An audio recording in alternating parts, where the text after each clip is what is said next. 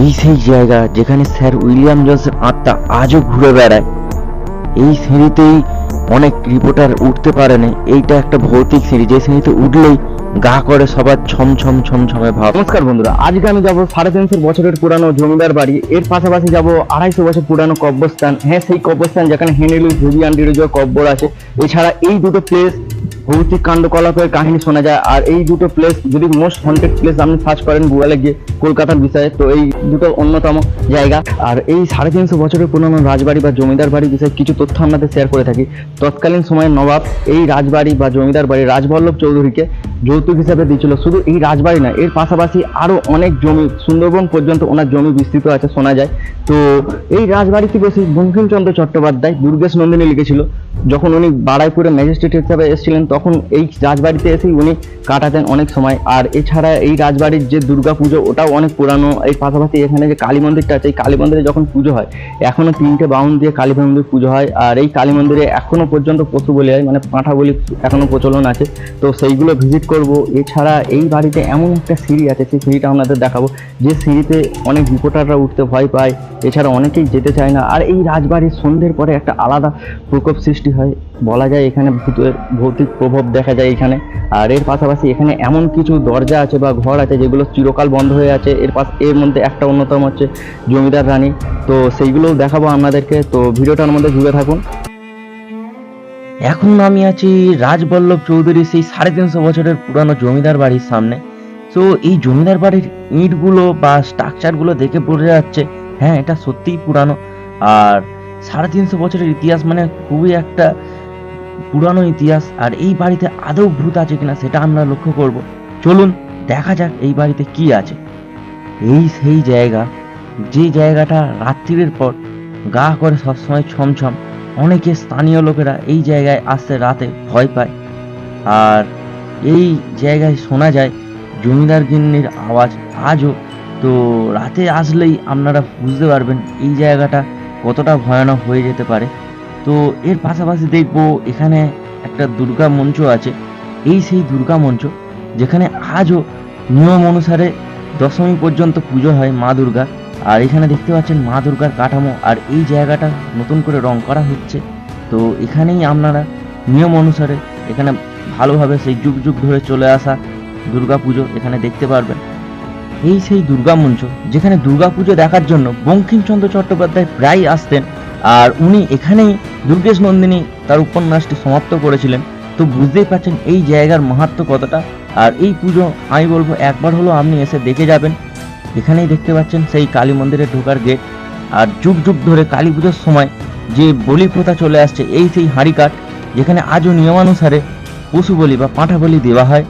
আর এখানে দেখতে পাচ্ছেন এটা লাড মন্দির, যেখানে যাত্রীরা এসে স্টে করে আর এখানে মায়ের পুজো দেন। আর আপনারা দেখতেই পাচ্ছেন এটাই সেই পুরানো কোষ্ঠী পাথরের মায়ের কালী মূর্তি, যেটা আজও 3জন ব্রাহ্মণ দিয়ে নিয়মিত পুজো করা হয়। তো এর মাহাত্ম্য অনেক, একবার হলো এখানে আসুন। আর এই মন্দিরের দেয়ালগুলো দেখে বুঝতে পারছেন এর ইতিহাসটা কতটা পুরানো। আর এই ঘরবাড়ির দেয়ালগুলো দেখে লোকেরা যা বলছিল, স্থানীয় লোকেরা, তাদের কথা অনুযায়ী এখানে সত্যি ভৌতিক প্রভাব একটা লক্ষ্য করা যাচ্ছে। আর রাত্রির পরে এই জায়গাটা অনেকটাই ভয়ানক হয়ে যায়। আর এই সেই ভয়ানক সিঁড়ি যেখান দিয়ে রিপোর্টাররা পর্যন্ত উঠতে ভয় পায়। চলুন দেখা যাক এই সিঁড়িতে উঠতে পারি কিনা। বন্ধুরা, আমি তো এই সিঁড়িটায় ভালোভাবেই উঠতে পারছি, তবে একটা গা ছমছমের ব্যাপার তো আছেই এই সিঁড়িটার মধ্যে। বন্ধুরা, আমাকে এই সিঁড়ি থেকে স্থানীয় লোক নামিয়ে দিল, কারণ এখানে ওটা বারণ। তো আপনারা ওঠার চেষ্টা করবেন না। এই সেই পুরানো ঘর জমিদার গিন্নির, যার ঘরের দরজা আজও বন্ধ আছে। আর এই সেই ঘর, যে ঘর থেকে কর্তা মায়ের আওয়াজ আজও পাওয়া যায় লোককথা অনুযায়ী। তো বুঝতেই পাচ্ছেন জায়গাটা কতটা ভয়ানক রাত্রিরে পুজো। এই জমিদার বাড়ির প্রত্যেকটা দেয়ালে দেখা যাচ্ছে এক একটা ইতিহাসের গল্প। তো এই জিনিসটা আপনারা এখানে এলেই ফিল করতে পারবেন। দেখতেই পাচ্ছেন প্রত্যেকটা দেয়াল যেন কথা বলে জানাচ্ছে যে এই দেয়ালগুলোর এক একটা রহস্যময় জিনিস। তো আপনারা অবশ্যই এখানে আসবেন। চলুন আপনাদেরকে নিয়ে যাই এবারে পার্ক স্ট্রিট সেমেট্রিতে। আর আমি এখন আছি সাউথ পার্ক স্ট্রিট সেমেট্রি। এই পার্ক স্ট্রিট সেমেট্রির ইতিহাসটা ছোট্ট করে আপনাদেরকে বলবো। এটি ছিল বিশ্বের প্রাচীনতম কবরস্থানগুলির মধ্যে একটা। আর এই পার্ক স্ট্রিট সেমেট্রির পূর্বের নাম ছিল বুরিয়াল গ্রাউন্ড, কারণ এই কবরস্থান আর এই দিকে যে রাস্তাটা ছিল এটাকে একত্রে বলা হতো বুরিয়াল গ্রাউন্ড। কিন্তু পরবর্তীকালে স্যার এলিজা ইম্পে এই রাস্তার কবরস্থানটার নাম দেয় পার্ক স্ট্রিট। আর এই পার্ক স্ট্রিট সেমেট্রি ঢোকার মুখে আপনি দেখবেন 1767 খ্রিস্টাব্দে এটা খোলা হয় আর 1790 খ্রিস্টাব্দে এটা বন্ধ হয়ে যায়। আর এর ঠিক উল্টো দিকে 1785 সালে উত্তর পার্ক স্ট্রিট সেমেট্রি খোলা হয়, কারণ এই কবরস্থানটা স্থানান্তরিত করা হয় ওইখানে।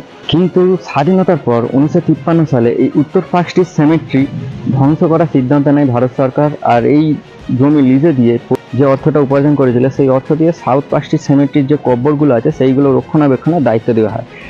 পরবর্তীকালে এই সাউথ পার্ক স্ট্রিট সেমেট্রি ধ্বংস করার সিদ্ধান্ত নেয়, কিন্তু তৎকালীন সময়ে কলকাতায় বাসিন্দা অ্যাংলো ইন্ডিয়ানরা প্রতিবাদ জানাতে এটা APHCI বা খ্রিস্টান সমাধি বোর্ডের আন্ডারে চলে যায় এটা।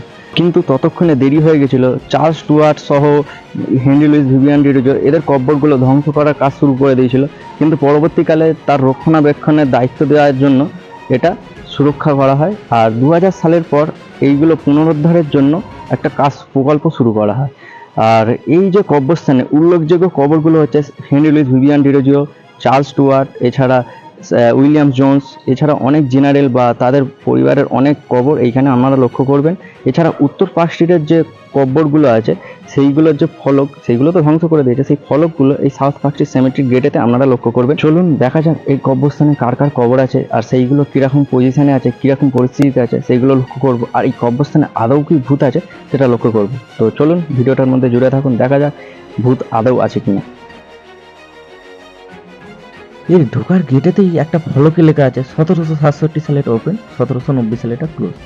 দেখতেই পাচ্ছেন এটা কতটা নিরিবিলি আর শুনশান এলাকা। আমার নিজেরই গা ছমছম করছে। রাত্রির দিকে এই জায়গাটা কতটা ভয়ানক হতে পারে সেটা বোঝাই যাচ্ছে এই জায়গাটা দেখে। এখানে আপনাদেরকে একটা কথা বলে দিই, এখানে ভিডিও করা নিষিদ্ধ। আমি নিজেই খুব লুকিয়ে ভিডিও করেছি, তো আপনারা যদি আসেন এখানে ভিডিওটা করবেন না, কারণ যদি দেখতে পায় বা জানতে পারে আমাদের ফোন পর্যন্ত নিয়ে নিতে পারে বা ক্যামেরা যা থাকবে। 90-এর দশকে এই কবরগুলো ধ্বংস করে দেওয়া হয়েছিল স্বাধীনতার পর, তবু এখন এইগুলো পুনরুদ্ধার করার চেষ্টা হচ্ছে। এটা একটা জেনারেল সহ তার পরিবারের কবর। তো এই কবরগুলো দেখে একটা জিনিস তো মনে হচ্ছে তখনকার দিনে কবরগুলো কত সুন্দরভাবে ডিজাইন করেছিল, দেখতেই পাচ্ছেন আপনারা।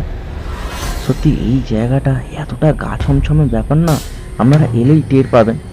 তবে এটা খুব শান্তিপ্রিয় এলাকা, কারণ শ্মশান বলুন কবরস্থান বলুন খুবই শান্তিপ্রিয় এলাকা। আপনারা আসতে পারেন শান্তি অনুভব করার জন্য।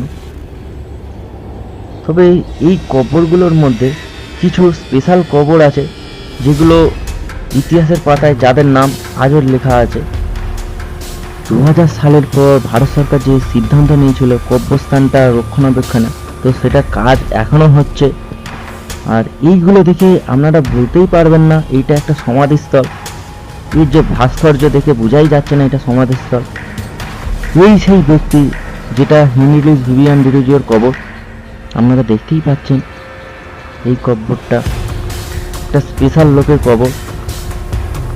এর পাশাপাশি অনেক এমন কবর আছে যেগুলো ইতিহাসের পাতায় যাদের নাম আজও গেঁথে আছে।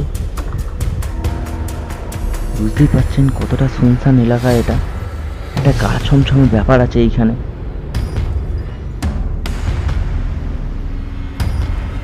এই কবর থেকে নাকি আজও নাকি রক্ত বেরোয়। এই সেই বিখ্যাত ব্যক্তির কবর যেটি চার্লস স্টুয়ার্ট নামে পরিচিত ছিলেন ইতিহাসের পাতায়। আর ইনি হিন্দু ধর্মে সনাতন ধর্মে প্রভাবিত ছিলেন। ওনার কবরের উপর দেখতে পাচ্ছেন হিন্দু দেবদেবীর প্রভাব। আর এই সেই জায়গা যেখানে উইলিয়াম জোন্সের আত্মা আজও ঘুরে বেড়ায়। আপনারা আসলে এই জায়গাটা বুঝতে পারবেন কতটা এটা ভয়ানক জায়গা। আমি নিজেই এখান থেকে তাড়াহুড়ো করে চলে এসেছি।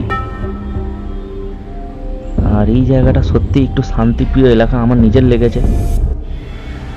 ভাই সাহেব এই জায়গাটা সত্যি আমার ভয় লেগেছিল।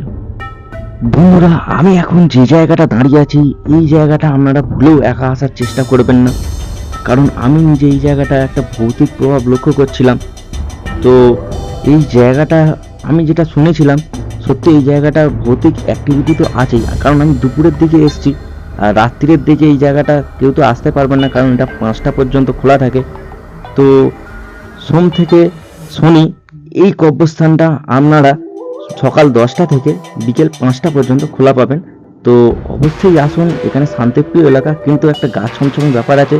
তো আমি বলবো একা আসবেন না, কাউকে সাথে নিয়ে আসবেন। এই জায়গাটা রাত্রিরে কতটা ভয়ানক হতে পারে আপনারা বুঝতেই পারছেন। এটা স্যার উইলিয়াম জোন্সের কবর। এই কবরটা এই কবরস্থানের সব থেকে বড় কবর আমার দেখা, আর এটা নতুন করে গভর্নমেন্ট পেন্ট করিয়েছে এই জায়গাটায়। আর এই সেই জায়গা যেখানে একটা মহিলার আর্তনাদ আজও রাত্রির দিকে পাওয়া যায়। তো বুঝতেই পারছেন কবরস্থানটা কতটা ভয়ানক। আমি রেকমেন্ড করব আপনারা আসুন, শান্তিপ্রিয় এলাকা, কিন্তু একা আসবেন না, কাউকে সঙ্গে নিয়ে আসবেন।